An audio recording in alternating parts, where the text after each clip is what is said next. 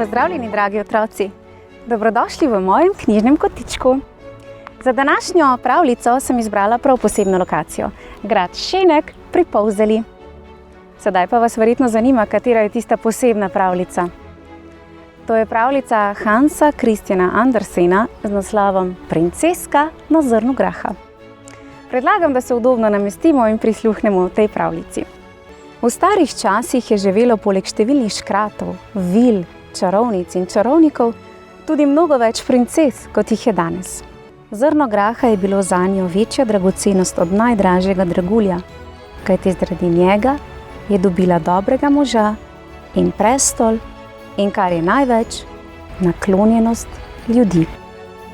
Kako prisrčna pravljica! Res sem vesela, da je tale princesa našla svojega princa, kaj ne? Prav simpatično. In to zaradi drobnega zrna graha.